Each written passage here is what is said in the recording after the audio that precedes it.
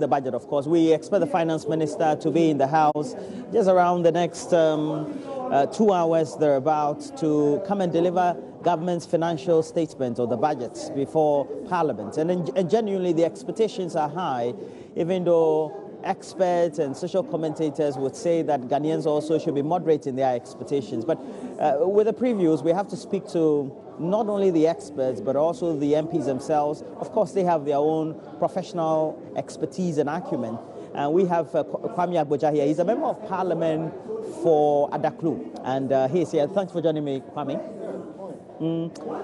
Usually, the journalists will ask, well, what are your expectations? But let's get real with the issues. We've had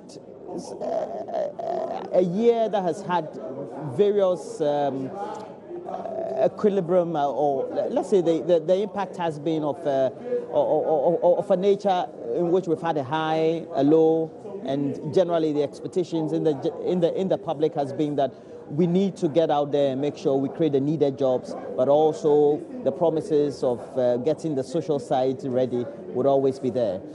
How would you say government has managed the economy so far since the Akufo-Addo-led government took office in January? Well, thank you very much. Let's take these things in a way that the public can understand. We had a party take over the reins of government when it was a given that when you talk about your challenges, roads, schools, hospitals, you knew something was being done. Even if it wasn't done in front of you, it was being done somewhere near you. You had a situation where government committed to doing significant things that can form the basis of the takeoff of anything. You're talking about schools, hospitals, roads, and other things. In opposition, there's a party that promised that all those things don't really matter. They could do better. So the 2017 budget sought to answer those things. So infrastructure, we could do better. Schools, we could do better. Hospitals, we could do better. I am a ranking member for a Road and Transport Committee, so I want to limit myself to those things. If you take the budget for Railway Ministry, it's about 550 million Ghana cedi. And we were told that we are going to see the construction of railway, for instance, from Takoradi to Paga. Though the feasibility study, they acknowledge that it was done by us.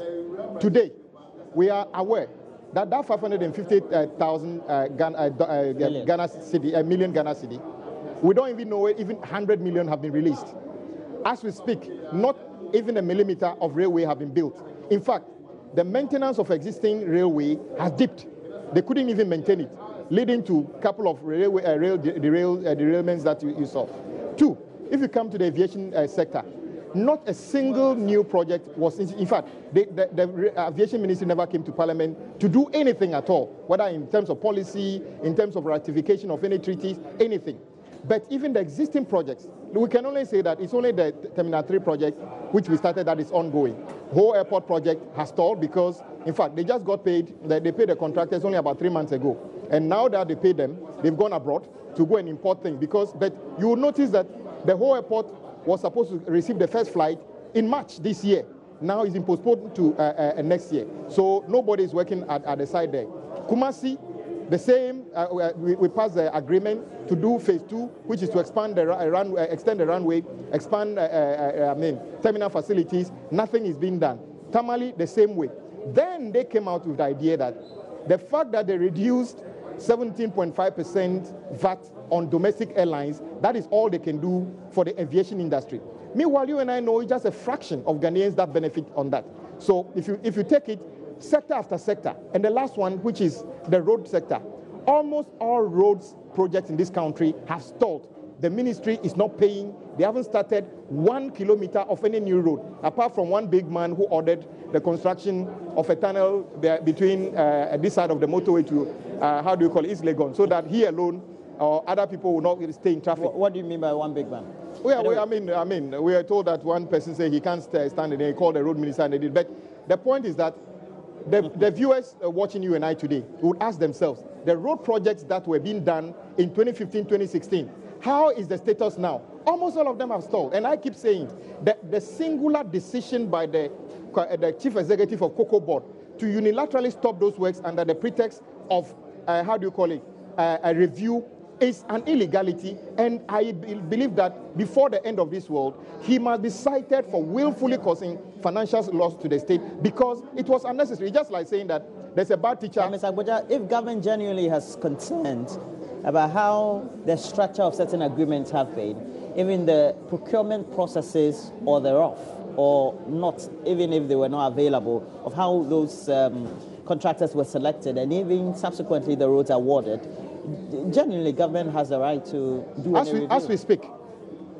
11 months, there's no evidence. And I keep saying, you are a journalist. I said, go to the chief executive of Cocoa Board. Say that it doesn't take 9 months to do a review of 200 projects, as he's saying. Have you done a review? Where is the report? He's clutching on to a dodgy report, and I'll call it a dodgy report, done by his cronies, that they found evidence of malfeasance in those contracts. And I say that bring it on. Show the report to the public. Give the report to the Joy FM so that they can send it to the public. He's hiding. And I'm daring him again. We are looking for the report of the review of the Cocoa Board Road. We are waiting for it. Where is it? Because the report is dodgy. The report is not fit for purpose. So at the end of the day, yes, in summary, you're saying because we've not had the contractors being paid, yes, road projects have been stopped. Yes. It means that circulation of liquid cash is... Let me tell you, every single country in this world, progressive, even America, you see what Trump is trying to do. Try to bring back infrastructure-related projects because, you see, when you... And keep the industries moving in America. Yes, because, you see, when somebody is building and exactly what the Nana Akufo-Addo-led government wants to do. No, they are not doing anything. When you build roads... Well, at least that's a refrain from government. No. It shows some level of commitment. Do you know of any new road that was started in after the 2017 budget? Name one. You are a journalist. You see more than I can see. We've had a tunnel between flower pots and getting into the East Legon. That is all that is required. No, you told me to name an example. Okay, name the second one. Well, we've had various... you mean new roads? Yes, new roads. Yes. Okay, I have to go and investigate. You check on it, isn't it? A good idea. I'm saying that when you reduce expenditure in capital projects, you are deliberately saying that your economy will sink because this country, we are not manufacturing that much. So the only thing that drives the economy is not paying school fees, is not paying workers, because if you pay a teacher, it's important, but it doesn't bring any money back today for you to grow the economy. So you need to do things that actually turn the economy around. So if you don't build things, if you don't... But Mr. Agbodza, the question I keep asking is, if you look at government's financial statement, genuinely, we've had policy initiatives, whether they've started or not, that tend to give a certain pointer to what the commitment of government is. For example, we've had some percentage reduction in duties or taxes on whatever that will be imported by spare parts dealers. Well, that in itself shows a certain commitment. You're basically... Overall, you look at the interaction that the president and his team have had with various sectors of industry, that also tends to show a certain commitment. And genuinely, those are the things that you need I would when you want to do an interpretation of how an economy is managed. I would advise you not to go to Abosokai. Well, the president went there some few days ago. He was hailed genuinely. Hold on, because you saw what happened in Kumasi this week when importers are saying that bring back the 17.5% VAT. We are better off. The 3.5, as we told you in this house when you were here, we said it was a con. Now it ended up being a complicated thing. Go to the ports. Ask yourself, which importer actually pays less for importing things today?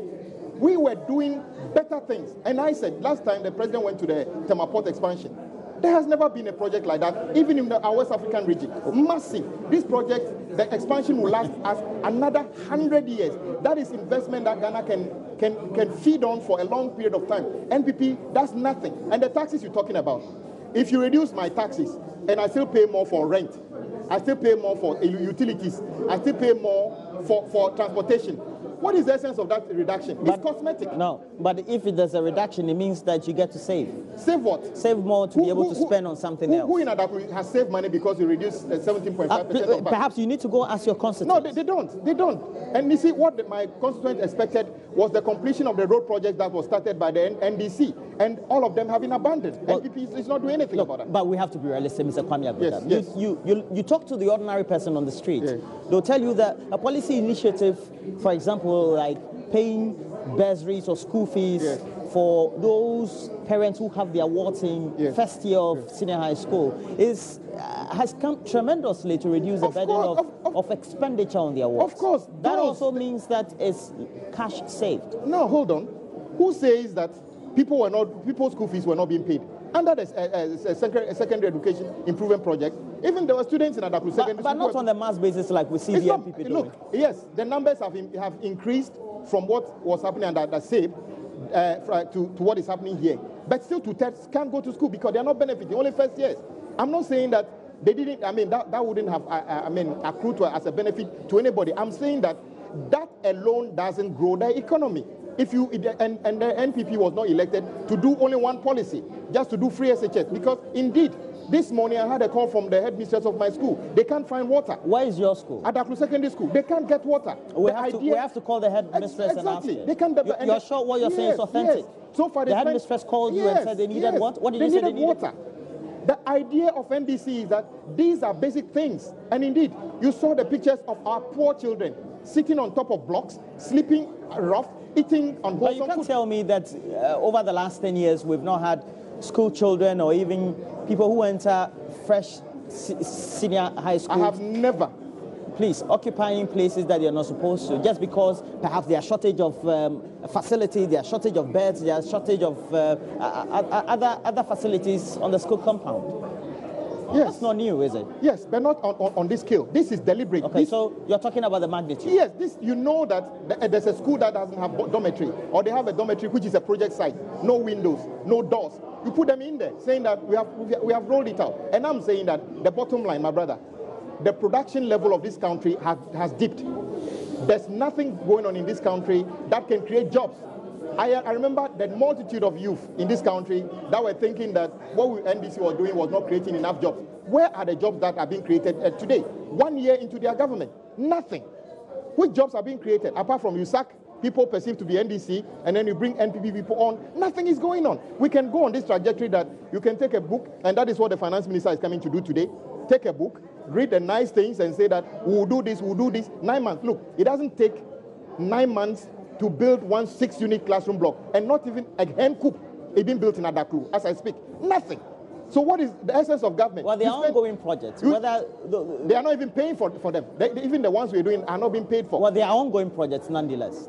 The ongoing project that we started, some of them are... So once you acknowledge that, that's good. And let's go to the side of revenue generation. Yes. The constant attack on the Minister of Finance and the Akufo-Addo-led government has sought to proclaim that government is not meeting its expenditure as far as also revenue mobilization. Is that true? Yes, it's quite evident that the revenue shortfall is over on the upside of 3 billion Ghana cedi, and that is partly because governments, for some reason, and I'm not an economist, when you claim you are reducing taxes, you are not actually doing anything that raises production. You are committing to do recurrent expenditure, big one, free SHS and other things. I was wondering where the finance minister was supposed to get the money from.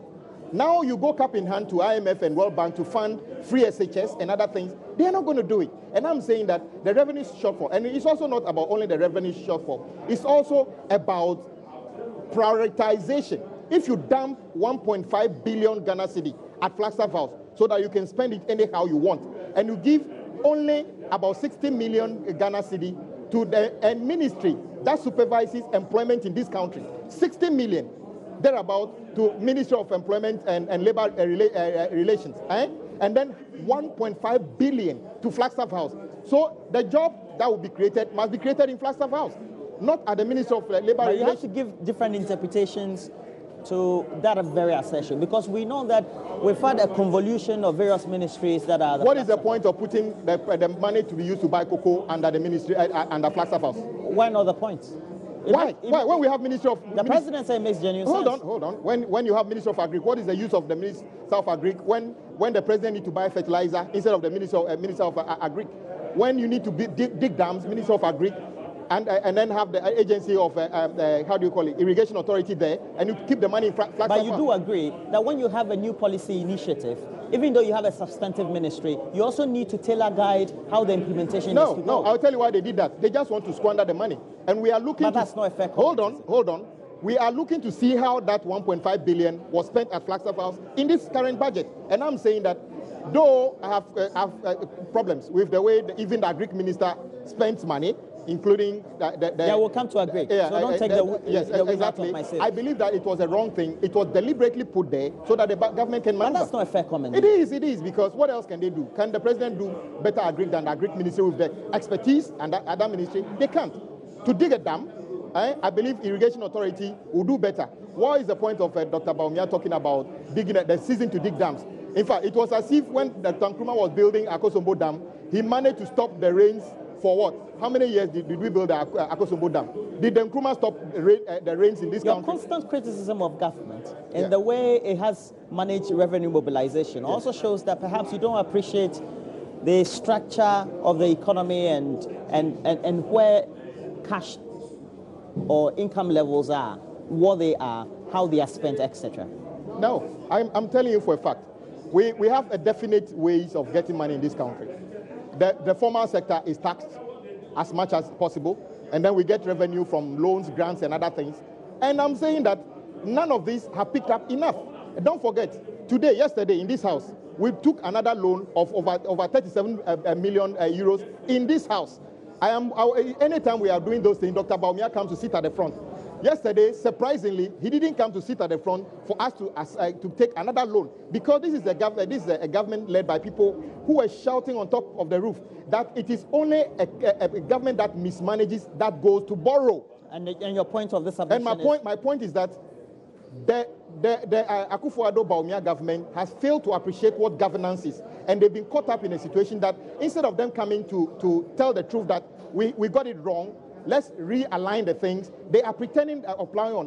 Why is it that the commentary from the minority doesn't seem to synchronize with what the views of the ordinary public is? I don't believe that. The ordinary member of the public thinks that government really is doing That is not true. Government genuinely that is not true. I will not implementing policies at the end of the day that tends to reduce the burden of the ordinary taxpayer. Which part of the public are you talking about? Is it the importers that were demonstrating at Kumasi, or is it the drivers who were prevented from? The importers were not necessarily. They were very vociferous concerning a certain policy initiative. Yes, about it affects them because and taxation is a major issue. But is it the driver?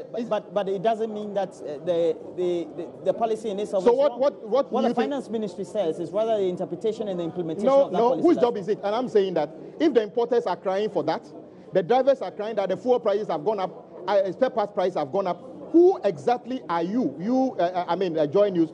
Who did you talk? Which section of the public did you talk to? Who told you that they are happy with what is happening? Tell me which section and what particular thing are they talking about? Is it only about free SHS? There's 2/3 of the students still don't qualify to benefit from free SHS.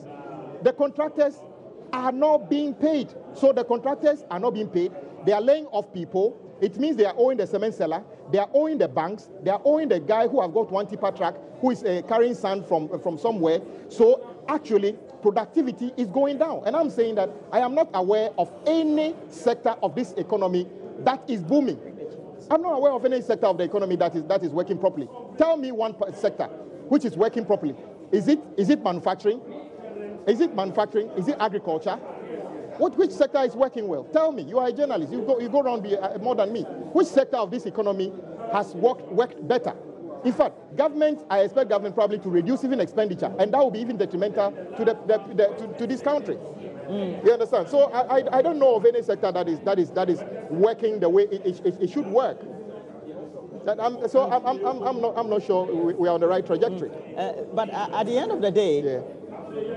At the end of the day, we know that we have to keep government on its toes, and that is what the minority is doing. And they'll say that all your criticism against government is meant to create negative public opinion, but ultimately tend to do a certain projection, giving an indication the government is not working. Okay, let's take one. You're just playing your role. Let's take one.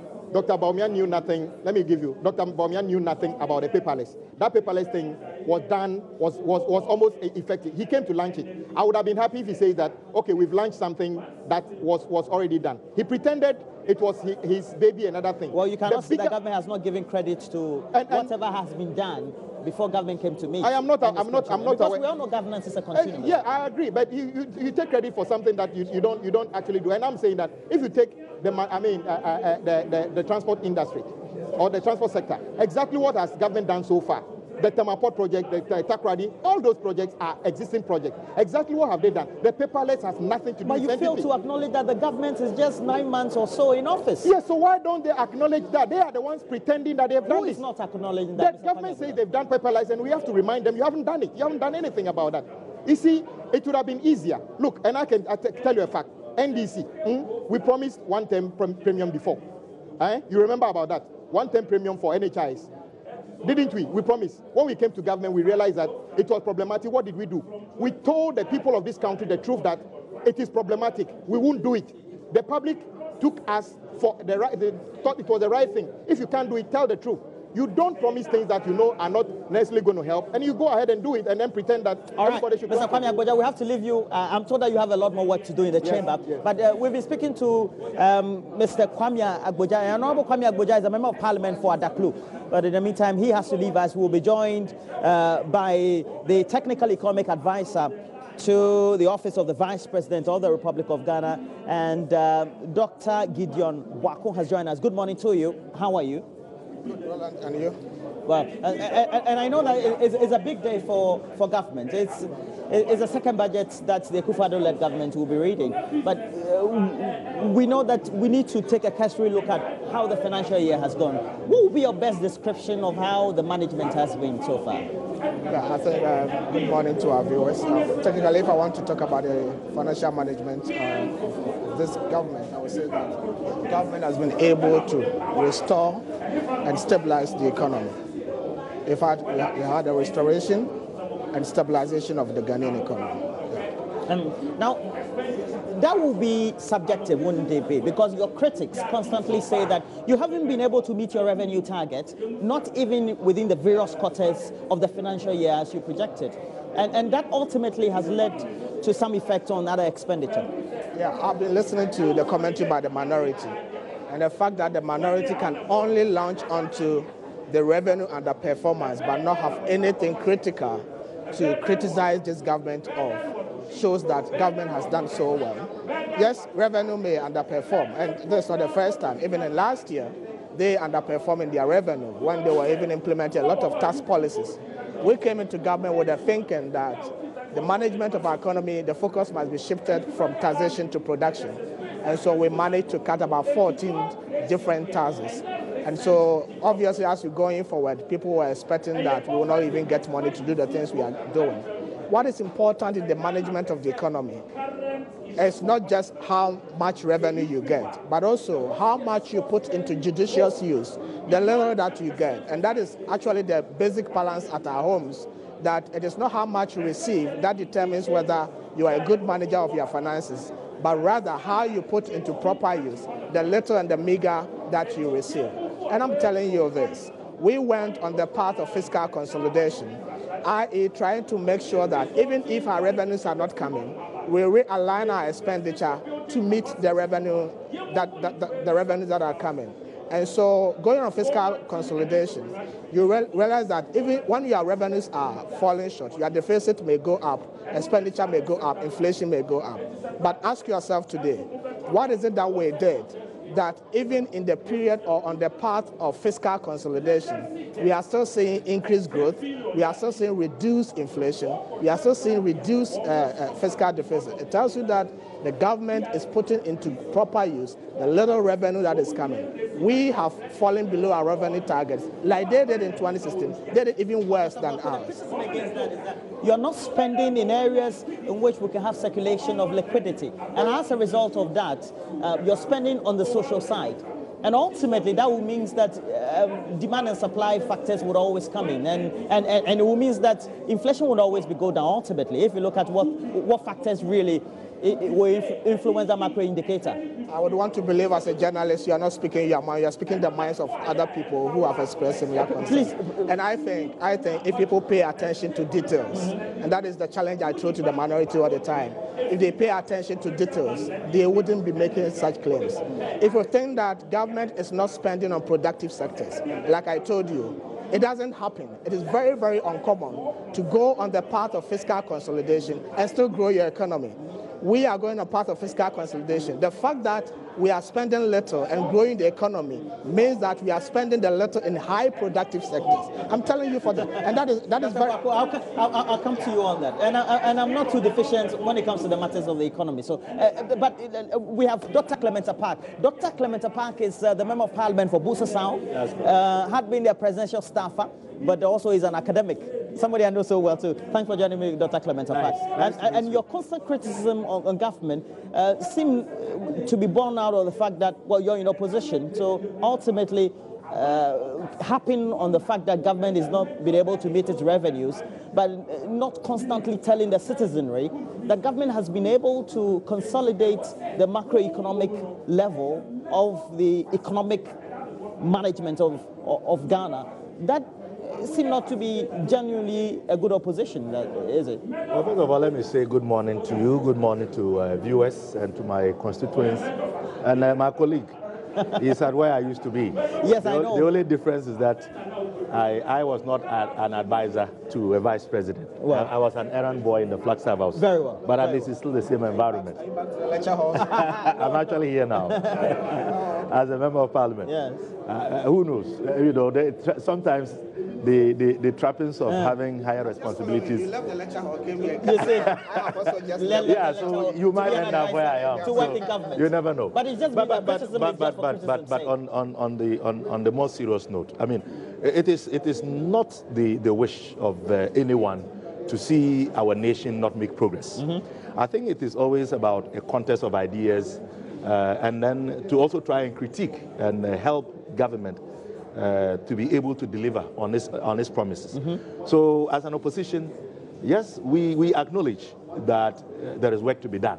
Even when we feel that, you know, certain things are being done which are going to augur well for the well-being of our nation, certainly we would go with the wind. But on the other hand, if we feel that certain practices are ongoing, certain promises have been made, and they are not being fulfilled, I think it is only fair that we draw attention. And we had said from the beginning, when government presented this budget, which is going to come to an end on the 31st of December 2017, that government was overly ambitious on a number of issues, even including its revenue targets. So if we had cautioned at the time, and government still insisted that, of course, it had the expertise and that it had the needed policy frameworks and the needed ideas to be able to meet its revenue targets, and yet at the end of the day, you know, it has fallen short by about 4 billion or less, at least by 4 billion or slightly more. You can correct me if I'm wrong. Then we have every reason to query government about not being able to meet its targets. But you see, government also made a lot of, I would say, high-end, ambitious promises. And we told them that, look, it is good to have a manifesto and to make promises, but you must structure it in a way. I'm referring to one village, one dam, one district, one factory, one constituency, 1 million Ghana cedis, and the free SHS. Yeah. We said these were all very big ticket items. Yeah. You wouldn't be able to deal with them the way that you have prescribed that you would do. That's not all. It is because we were incompetent. So far, government has put you to shame, hasn't it? No, they haven't. Government has started the implementation of the free SHS They policy. haven't. They haven't put anyone to shame. You may have some reservations about the implementation of the policy. They have not put anyone to shame. But genuinely, you go onto the street and Dr. Clement Park, people are happy. When you say that they put us to shame, you are supposing that we were opposed to free senior high school. You and I have had this debate before. They had decided that they wanted a wholesale implementation. And our argument was that on the basis of our economy and the revenues that we know would be available, it was better for us to adopt the gradualist approach. But nobody in our party And I don't think any Ghanaian has ever opposed what is essentially a constitutional mandate. So your difficulty is with what? Our difficulty is with the implementation. And it is clear that a lot of the challenges that have come up, some of us had anticipated. We warned them that, look, the issue of infrastructure. Which challenges would they be? Infrastructure. Tell me if this current government has added even one school block to any of the senior high schools in the country today. And in spite of what we had done, you can see that there are still many students who do not have access to space on campuses. And I mean, I heard the Minister for Education yesterday and other platforms trying to explain it away that, for example, in the northern sector, students sleep outside because of the weather conditions. I went to school in the north. The only time I came to Accra was when I was coming to Legon in 1992. And the time that students sleep outside is not this season. This is actually the season that students have to be indoors. So when we raise these issues about lack of proper planning. So you love the policy. You love the policy. We all agree. Okay. Who doesn't want? But you disagree with the implementation. That is what we Have you spoken to ordinary parents or Ghanaians on the street? Of course I have. I mean, don't we know? Don't we hear the And they all express the same reservations? They express concern about the implementation. I mean, which parent would want your kid to go to school and be in a dormitory that was originally meant to take in 40 students, now taking 50 or 60? You can imagine, God forbid, if there is any outbreak of a communicable disease, what we are going to experience. A lot of these schools, for example, the E-blocks, which were meant to be day schools, are now boarding schools, no places for the students to take showers, no places for them to bath. Even a lot of those new schools don't even have the academic staff, let alone non-teaching staff. So yes, there are issues, and let's admit and try to work to address them. So when you say we have been put to shame, I totally reject that thesis, because we never said that the policy was bad. It was a difference in approach, and we also cautioned them about implementation. Now, I come from a part of the country where the current president, as a candidate, went to make the promise of the one village, one dam. As I speak to you today, I just came back from Bulsa South after having gone to attend the assembly meeting, and there is not even a scratch in any part of Bulsa South to indicate that this is where government has located to put a dam. Not in my village of Dorninga, not in Bedema, not in CNC. So what has happened to that policy, we're told that which was captured in this we're budget? told that the feasibility is ongoing. So why did they say they were going to do it in this way? Well, it's not wrong to defer a line item in the budget to the next financial year. They need to explain. I'm saying, I mean, genuinely, you study the way budgets are put. I know. And that is why when people ask me what I expect, it's not wrong to defer. I don't expect anything new. It's not wrong to defer a spending or a line item in the budget. I agree, to the next but that was not the pledge and the promises that they made. Genuinely. One of the main criticisms of government is that revenue shortfall seem to have now dawned on the states of our country and led to effect on certain sectors as far as the expenditures are. Would you say that has been a big blow? First and foremost, it is every government's target and is every government does one? It is every government's aspiration or target to get huge revenue inflows. I mean, everybody wants money. Yeah, sure. Okay? So even revenues are good. Even in our private life, okay. For the year, we set ourselves some targets, how much we want to rake in as revenue. I mean, if you lived outside the country before, at the beginning of the year, you set your target, I want to work and get, let's say, $150,000, myself and my family. At the end of the year, you may achieve or you may not be able to achieve. What is important is how you align the letter that you had against your expenditure. Now, let's say that revenues have fallen short of, let's say, 4% as the minority claim. It means that we've been able to achieve 96% of our revenue target. That is not a failure. If you're able to achieve 96%, in fact, the law of efficiency will tell you that apart from God, no one is 100% efficient. So no system created or designed or operated by a man can have 100% efficiency. So you have the target, and these are budget estimates. That is why budget is just an estimate. You estimate that in your wishful thinking, this is what you expect to get. If you don't get it, you must show prudence in the level that you get. That is why I'm telling you that we need to celebrate Ghana and celebrate this government that even in the wake of the revenue shortfalls, it did not behave like some other governments in the past, where revenues were falling short, expenditure was going high, we're adding to our fiscal deficit, inflation was increasing, our currency was falling. This is not the case. The reverse is rather the case. Ordinarily, when you have revenue shortfalls, your deficit goes up because you spend more, you go and borrow and spend more. Inflation skyrockets. You overrun. Today, that is not it. It means that we had prudence in the management of the economy to make sure that we align our expenditure with our revenue. And the effect is what we are saying, that if we had not spent in good areas, high productive areas, there is no way a government will embark on the path of fiscal consolidation and at the same time be able to grow the economy more or less doubling it. Show me a few productive areas we've spent.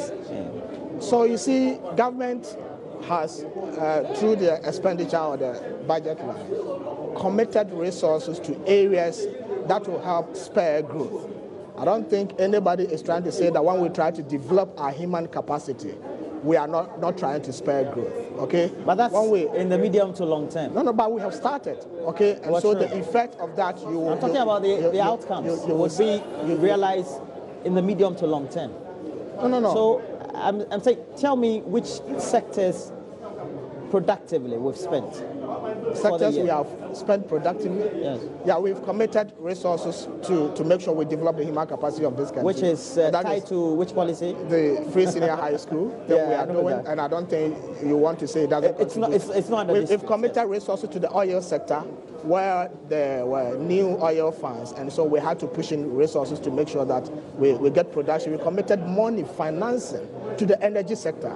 We realized that one of the biggest banes to the electricity problems was financing, and that was the issue with Dramho when we were in opposition. When we came into this government, we've been able to channel a lot of funds into the energy sector to make sure that Ghanaians have constant supply of electricity.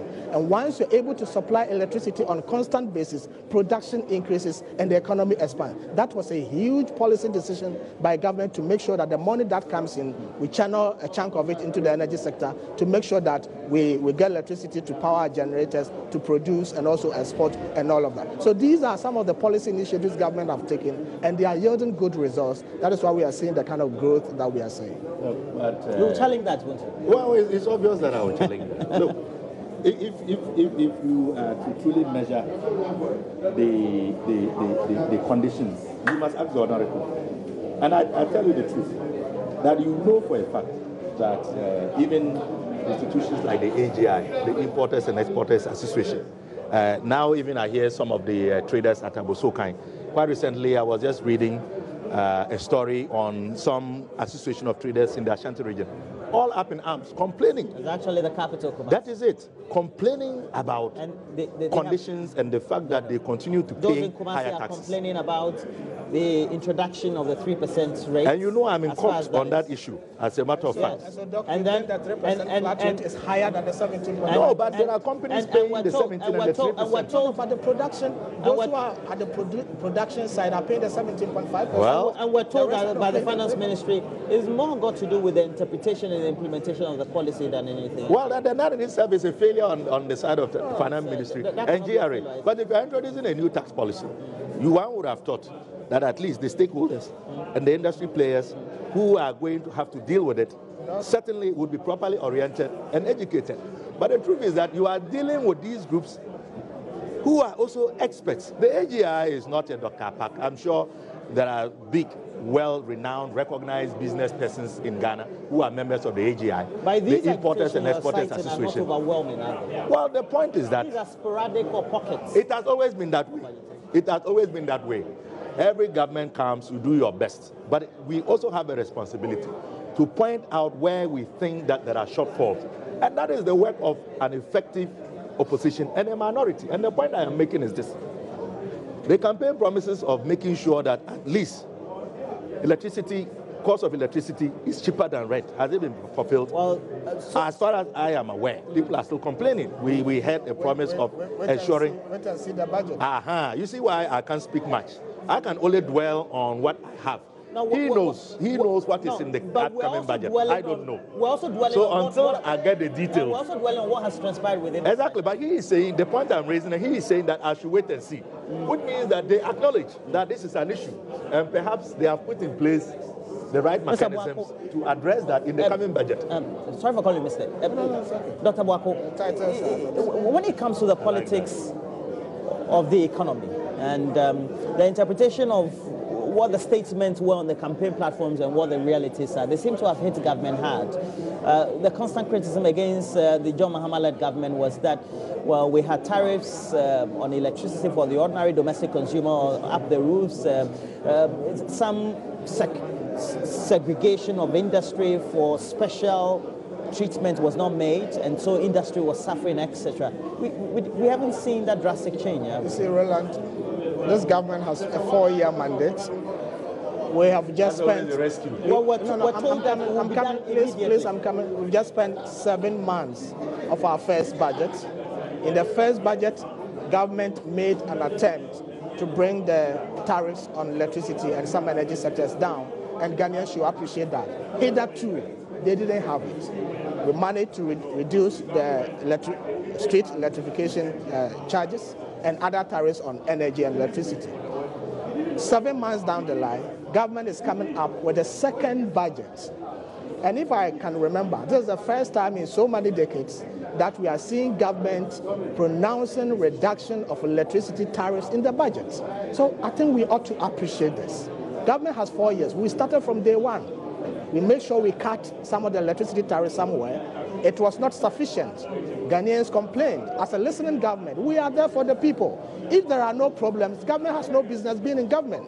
It's because the problems are there, that is why we are in government, and we are seeking to implement measures to address that. That is why I'm telling that today, you will hear from the finance minister by how much we intend to cut electricity tariffs for residential customers, for non-residential customers, for industry customers, and all the categories of people who pay electricity tariffs. And I think today, the cuts are going to be very, very substantial. I'm telling you confidently. The cuts are going to be very substantial. And I think that is what Ghanaians must commend this government for. After cutting so many taxes, about 14 taxes in the 2017 budget, we are still going ahead not to introduce any new tax. We are not going to introduce any new tax in this budget. What will we be doing then? That is a good relief for Ghanaians also. We are not going to introduce any new tax. And so the discussion of mobile monetization and all of that is just a figment of people's imagination. That is not going to happen. On top of that, we are going to still cut more taxes that will benefit the household, whether Ricardian or just hand-to-mouth. How do we expand the tax net then? If we know that we're going to reduce already what was there, but going to tax the same people, while we have a larger chunk of whether it's the informal sector, but the working population that remain untaxed, how do we reach them? You can increase the tax net either by the vertical point or the horizontal point. We have decided to expand horizontally, increase the base, but not to add on to the taxation. Exactly, that is our principle. And so what we are trying to do is the policies that we are implementing to make sure that we have financial inclusion, we are able to formalize the economy. That is very fundamental. Which policies are those? Very good. So we started a national identification thing, and we are bent on it, making sure that we implement it so that we can have some formalization of the economy. The issue of financial inclusion is something that we are keen at, where we have the Ghana Interpayment Operability Systems and then the point of sale devices, and trying to encourage people to use cards and all of that. And then we are also making sure that we develop the banking sector. And when we have a lot more people saving at the banks and all of that, we're able to control and monitor all this. And that is the way Ghana must go. Until we are able to expand, formalize the economy, get more financial inclusion and all this. You but if that is the case, you don't have to demonize the John Mahama-led administration. They started some of these initiatives too, or had an intention too. No, government is a continuous process. Where they started, and we ought to continue, we will. But you remember, the issue of national identification had been a hiatus for a long period of time. We came in expeditiously. We are fast-tracking it. The president has a So you're saying it's the approach? Yeah, it's the approach. And your approach is the best? Exactly. That is most important. You need to quicken up the steps. People have criticized the president that he says he's in a hurry. Indeed, Ghana ought to be in a hurry, because if we juxtapose our growth and our development trajectory against other countries, Rwanda that just came from war and all of that, we have been slacking. And we need to quicken up the steps, but we need to do so with our eyes open and very wisely, not just to get things overboard. And that is exactly what we are doing. The issue of cost of credit is something that we need to work at. People have been complaining about high interest rates on borrowing. But the question is, who has sat down to think about how we can bring the cost of credit down? You cannot just place a call as a president and tell the Bankers Association that reduce your interest rate. Government ought to instigate policies that will signal the banks to have some confidence in the economy, have some confidence in the borrower. So the issue of borrower traceability, borrower identification are quite key. Today, if you go to the bank and you want a loan, the bank is unable to ascertain whether or not where you are saying you live there. And so they give you a sheet and you sketch the path to your direction. They don't trust you, and so they put high risk on you in pricing their interest rate. The bank do not know for sure whether the identity you brought is yours. And so we need to get the national identification in place so that borrower identification will be easy. We need to get the digital addressing, property addressing system in place so that borrower identification will be easy, so that the traceability and the identification of borrowers that are factored in the pricing of the risk or the interest rate will come down. If government is able to do all this gradually, the banks will see the need to bring down the interest rate on borrowing. And that is exactly what we are doing at the economic management. Ultimately, that is what we are doing. The Bank of Ghana, please, it will happen. The Bank of Ghana also has its own thing that it has to do by bringing down the monetary policy. But if you observe the trend, even though monetary policy rate has reduced by about 450 basis points, cost of credit is still downward sticky. Okay, it's still downward sticky. It is not responding to that. What then must be done at the fiscal side by the executive to signal that? And that is what other countries do. That is exactly what we are, the party are also trying to go. So that in the medium to long term, Ghanaians can have some relief and say that today when we go to the market to borrow, the interest rate is down. It doesn't just come by fluke. You need to work at it to make sure it happens. Well, that's exactly what we are doing. There, but you are saying for the ordinary man on the street. That is it. The government, these points just don't synchronize. That is it. I mean, until we begin to see the effects of all of these fine policies that he has just described on the lives of the ordinary people. You are saying they are just on paper? Of course they are. Good rhetoric. I have this document. All the things that they said last year, how many of them have been implemented? So it is good to talk nice and to talk about your intentions and what you want to do. Is there worry for the minority? Why should we be worried? They are government. We expect them to deliver. But we have a responsibility to make sure that they deliver on their promises. Because look, we all know they talked about how borrowing was bad and that there was money in the system. I mean, his particular boss talked about the fact that he had worked at the Bank of Ghana before. And the debt to GDP ratio. Yeah, so why is it that they have now all of a sudden gone against their own promise or their own pledge of not borrowing? I mean, we all know when the vice president went to China, came back. Outright no to borrow. You did. You did. Roland, let me tell you about something. You demonized our government. You demonized our government. And one of your biggest accusations against us was that we were borrowing. And you said there was money in one of the the biggest points of winning votes. Well, to send you into opposition. Well, that is well, the point I am making is this. If you said all of these things, and then you came and you are doing the opposite, then quite clearly you have a credibility problem. Either you were not properly informed or you didn't properly assess the situation, or you hoodwink Ghanaians into believing that you had a better alternative. Better assess the situation. Voila. And that is why when we critique them, they should take it in good faith. This tendency of trying to see persons who critique you as your enemies is not helpful. Dr. Park, do you agree? If you look at the structure of the economy, it's early days yet. No. It is early days. For example, oil tax revenue is just a minute percentage of the overall revenue. Indeed, non-tax revenue is about 75%. Okay.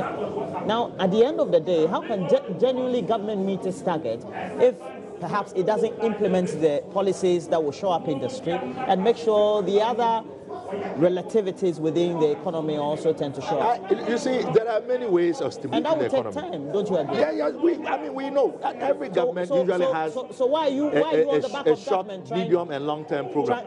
Trying to backstab government? We are not backstabbing government. We are only doing what is required of a responsible opposition. And we are doing what we are doing, not out of malice. It doesn't mean that you have to only constantly criticize. Not out of malice. It is based on what they have said they will do and the promises that they make. So we are just simply holding them accountable. Look, if all the policies that they are implementing work out, well and good. I don't think that if we have, A-grade schools across this country, including Gbedema and Fumbisi, I would not want that. I don't think if every single road in this country is asphalted, I wouldn't like that. I don't think that if it is easier to pay my bills, I wouldn't like that. Who wouldn't want anything free?